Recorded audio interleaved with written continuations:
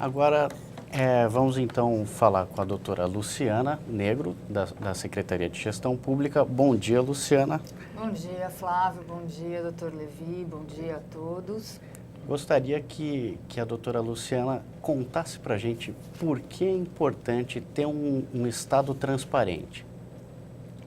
Então vamos lá. Então estamos falando aí de um programa de governo, acabamos de ver o pronunciamento do governador, o Dr. Levi acabou de nos falar os novos dados sobre o programa de transparência, estamos falando dos portais de transparência, estamos todos nós aqui unidos para fomentar a transparência. Afinal de contas, então, por que a transparência, né? Por que nós precisamos desse Estado transparente?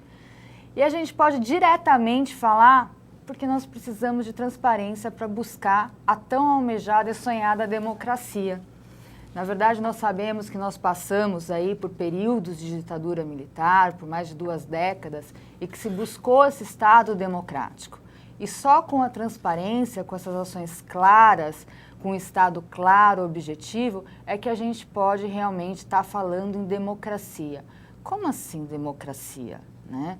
Na verdade, se a gente for pegar a própria origem da palavra democracia, a gente chega muito fácil a esse conceito. Democracia, o que é? É o poder que emana do povo, é o poder para o povo. Então, na verdade, eu estou dizendo de um Estado que é do povo. Daí que a gente diz que a gente tem que ter um Estado transparente. E entre nós aqui, a gente costuma fazer essa analogia de ter um prédio público, né? A gente imagina um prédio público em que todas ali as suas vidraças são transparentes, límpidas, claras, não é um espelho, não há um embaçamento, né? Na verdade, haverá esse embaçamento, não é, doutor Levi, se realmente as ações não forem levadas a sério, né? Aí toda essa regulamentação que nós temos aqui. E a gente fala de democracia, a gente fala que a gente conseguiu a democracia depois de anos de ditadura militar, com a nossa Carta Cidadã, que a gente chama carinhosamente de Carta Cidadã. Por que Carta Cidadã? Porque nos dispositivos da Constituição Federal existem vários preceitos que asseguram a cidadania. E cidadania é só eleger? É só votar? Não. Cidadania não é só eu chegar de 4 em 4 anos e eleger um representante, alguém que lá estará para gerir o que é meu. Cidadania vai além desse voto. Cidadania é uma via de mão dupla. Ela é tanto um direito meu, como ela é um dever meu. Então, na verdade, além de eu votar, eu tenho que acompanhar, eu tenho que fiscalizar, eu tenho que controlar, eu tenho que participar, que é o que a gente fala de participação social, né? O que é essa participação social? É justamente eu disponibilizar, eu buscar quais são os anseios da sociedade. Olha lá o que a gente coloca no nosso slide. A transparência, ela promove o processo democrático, a participação social e o controle social. E a gente vai falar disso. A transparência do Estado, ela inibe a corrupção. Então, para que eu efetivamente participe como cidadão, eu realmente tenho que estar atento às ações do Estado. E o Estado, por outro lado, ele tem que me propiciar ferramentas para que eu possa participar, colaborar, né? Nós já temos algumas ferramentas, tá? E a ouvidoria. Nós vamos falar de ouvidoria mais para frente com vocês na capacitação, mas de uma forma simplista, o que é a ouvidoria? É uma forma de canal de diálogo entre Estado e cidadão, em que eu posso me dirigir ao Estado e fazer uma sugestão, fazer uma denúncia. E qual é o meu dever como Estado? De pegar aquela denúncia, pegar aquela sugestão e conseguir medir quais são as reais demandas, quais são os reais anseios daquela sociedade e transformar isso em política pública, né? Esse é o principal papel, de uma forma muito simplista, das ouvidorias. Nesses encontros regionais, nós vimos, né, doutor Levi, que nem todos os municípios ainda têm a ouvidoria, embora seja lá de 1999 sua criação, infelizmente, né? Mas temos aí as consultas públicas, temos as audiências públicas, temos que fortalecer essa possibilidade de participação social, não é verdade? Com certeza, com certeza. E realmente é um dever do Estado. Então, nós temos como cidadão essa questão da via de mão dupla, é um direito nosso, mas também é um dever, nós temos sim que fiscalizar, acompanhar, participar para que eu possa poder exigir. E é um direito nosso, acaba sendo um dever do Estado promover essas ferramentas de participação social. Pessoal, isso é positivo. A partir do momento que eu trago o cidadão para o meu lado, né, já que a gente está falando que o poder é do cidadão, o Estado é para o povo, que eu trago ele para o meu lado justamente para que ele me auxilie a descobrir quais são as reais demandas. Então, quantas vezes a gente está ali falando de políticas públicas e, de repente, o que ele precisa é algo bem mais simples, um parque, por exemplo, não é verdade? Então, essa é a importância. E a gente fala que, então, isso, que está intrinsecamente ligado com participação social, promove o controle social. Controle social, gente, não é só controle de gastos públicos, é controle da qualidade dos serviços públicos, é a melhor forma de combate à corrupção. E aí a gente tem que tirar aquele estigma de que o controle social é algo maléfico, pelo contrário, é algo benéfico.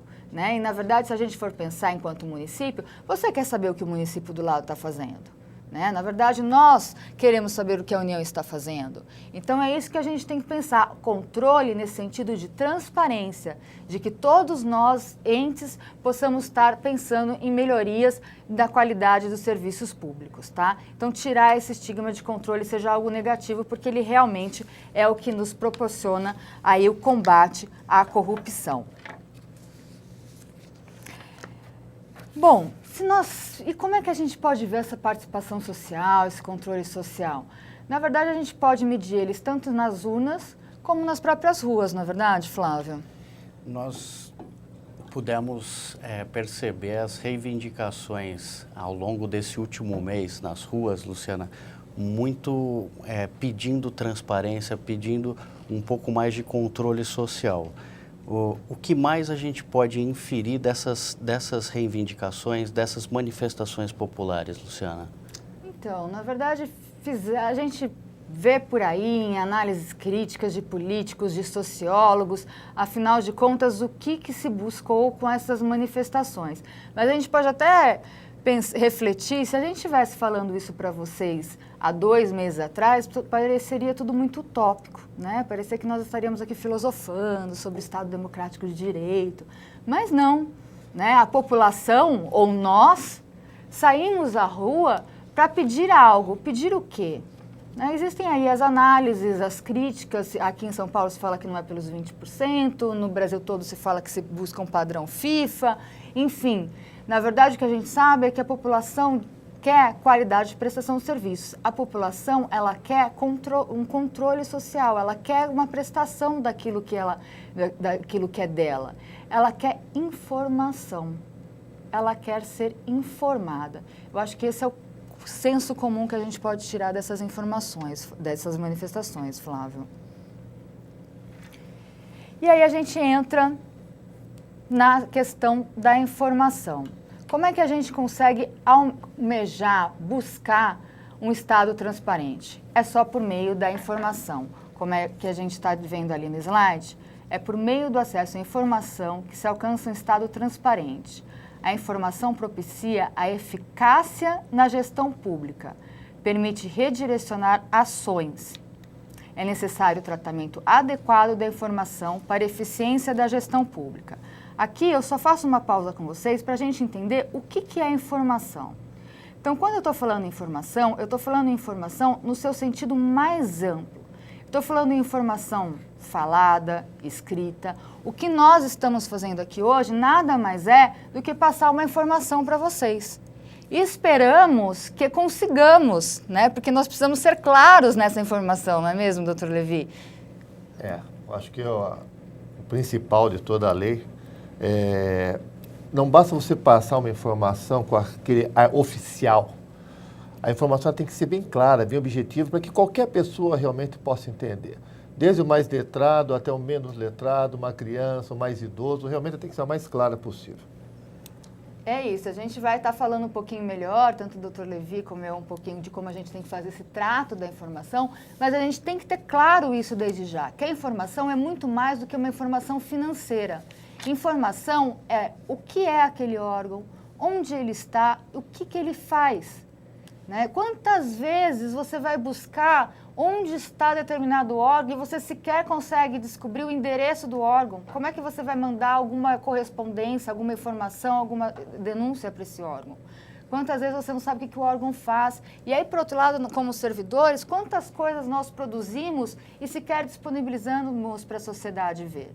Né? Então, nós temos que pensar primeiro isso, que a informação é muito clara, que ela é de várias formas colocadas e que ela tem que ser, como o Dr. Levi disse, o que a gente chama de linguagem cidadã, tá? Ela tem que ser clara, objetiva. E a partir do momento que eu estou falando ali de uma informação, de abrir as portas do Estado e ter um Estado transparente, por que eu falo que a informação é benéfica para o Estado também? Porque eu abro as portas da minha casa e eu tenho que ter a minha casa arrumada. Então, eu começo a tratar essa informação. Eu começo a falar numa metodologia para tratar essa informação. Tenho que saber o que eu tenho em casa, onde está, até onde ela me serve. Daí que a gente fala que é necessária essa gestão documental, que vai ser falado posteriormente. E daí a eficácia da gestão. Luciana, quando se fala em lei de acesso à informação, a questão da definição do que é informação ainda é muito amplo. Existe alguma legislação ou na própria lei de acesso à informação se define o que é informação? Se define, Flávio. Na verdade, um pouquinho mais adiante, o Dr. Levi vai nos passar o quanto essa lei é didática para nós. Mas a gente pode buscar esse conceito amplo na própria lei. Vamos lá para a Lei de Acesso à Informação? Vamos lá. Lei 12.527 de 2011, que eu acredito que vocês estejam com ela, para nós sabermos qual que é o conceito dado pela LAI, como assim denominamos essa lei, à informação. Artigo 4º. Para os efeitos dessa lei, considera-se informação, dados processados ou não, que podem ser utilizados para produção e transmissão de conhecimento contidos em qualquer meio, suporte ou formato. Olha que quão amplo, né? Na verdade, a transmissão de conhecimento é qualquer meio e a qualquer suporte ou formato, né? Então, realmente, a lei já nos traz um conceito muito amplo de informação. Aí ela nos diz também, logo no seu inciso 2º, ela nos dá o conceito de documento. Vamos ver? Documento é a unidade de registro de informações, qualquer que seja o suporte ou formato. Então, é qualquer coisa que me traga ali um conjunto de informações, certo? Nós temos que lembrar que informação é um direito, como nós vamos ver um pouquinho mais tarde, como é um dever do Estado. E aí, Flávio, a própria lei também de acesso à informação nos traz não só o conceito de informação, como ela preconiza que o Estado tem esse dever de informar. Vamos lá ver no artigo 5º o que diz a lei de acesso à informação.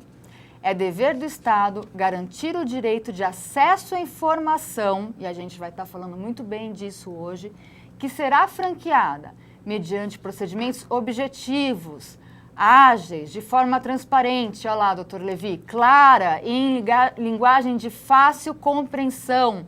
Óbvio, é o que o doutor Levi falou, de nada adianta a gente disponibilizar várias informações se eu não consigo entender do que elas se tratam. Sabe aquela coisa da bula do remédio, que eu pego a bula e não sei o que está falando? Né? É exatamente isso. Não adianta eu ter informações técnicas, jurídicas, contábeis, que não são traduzidas, né, para o senso comum. Olha lá, outro dever do Estado. Artigo 6º. Cabe aos órgãos e entidades do poder público, observadas as normas e procedimentos específicos aplicáveis, assegurar a: primeiro, gestão transparente da informação. A gente está abrindo as portas, propiciando amplo acesso a ela e sua divulgação, né? Então, é a transparência em si. Inciso 2º, proteção da informação. garantindo-se sua disponibilidade, autenticidade e integridade. A gente vai falar um pouquinho melhor desses conceitos mais para tarde, daqui a pouco, de manhã, mas a informação tem que estar disponível, já falamos, né? Na verdade, eu não sou dono da informação, e esse que é o grande problema. A gente entende que o Estado está com poder porque tem a informação, eu não sou dono. Tem que ser autêntica, não adianta nada disponibilizar uma informação que não condiz com a veracidade, e tem que ser íntegra, né? Na verdade, então, não adianta a gente disponibilizar informações que não sejam claras, objetivas, como a gente colocou aqui, e que não sejam autênticas ou íntegras, porque a gente não vai ter aquele vidro, né, límpido, a gente vai ter ali um prédio bem embaçado, tá bom? Inciso 3º, proteção da informação sigilosa e da informação pessoal, observada a sua disponibilidade, autenticidade, integridade e eventual restrição de acesso. Então, aqui a gente está falando realmente, novamente, de disponibilização, mas com algumas possibilidades de restrição, que é o que o Dr. Levi vai estar falando com vocês na parte da tarde, que isso também é democracia, né? Na verdade, é resguardar ali alguns direitos privados, ok? Então, com isso, eu acho que a gente termina essa primeira parte do porquê o Estado transparente, né? Na verdade, porque só com a transparência a gente busca a democracia. E só pela informação é que a gente consegue o Estado transparente. O que isso é benéfico para nós? Numa gestão eficaz, num controle de qualidade de políticas públicas mais eficientes, e aí isso vai ser medido pela própria população, né? Seja no voto, seja nas ruas, enfim. E aqui, como nós, servidores, espero que podemos estar contribuindo nesse processo aí de fomento à transparência e de conscientização da sua importância.